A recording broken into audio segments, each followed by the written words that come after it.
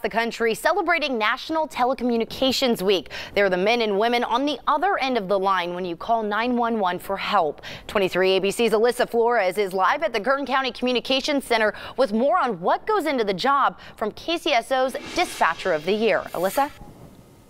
Yeah, Jessica, it is here where dispatchers answer hundreds of calls every single day for people in need. But it was one dispatcher's instinct and quick thinking that set her aside from the rest this past year.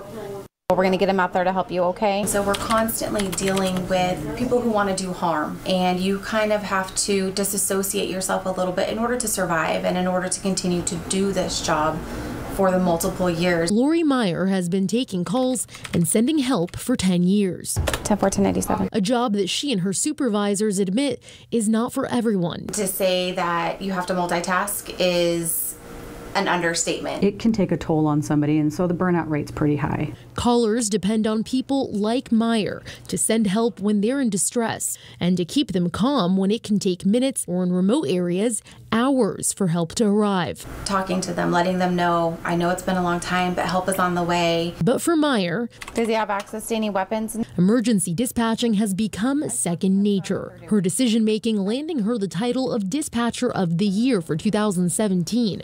Supervisors highlighting one specific call she took earlier this year. Meyer following her instinct in January after a woman dialed 911 and then hung up when dispatchers answered. Instead of calling, Meyer thought to text the number back with new technology the center had just received. In this instance, we were able to text a female who was being held hostage inside her home. I'm in contact with the female via Smart 911 chat. Since you just responded advising he stands in front of the door. Knowing the type of situation she was in, the last thing we wanted to do was further anger the suspect. And she was able to discreetly text us back and forth and get this information to law enforcement, and the assailant had no idea that she was speaking with us, which kept her safe. It worked the way that everybody dreamed it would work. Meyer says it could have ended deadly, and those are the life-saving moments that make her job worthwhile. And it's all worth it because we're here to serve our community.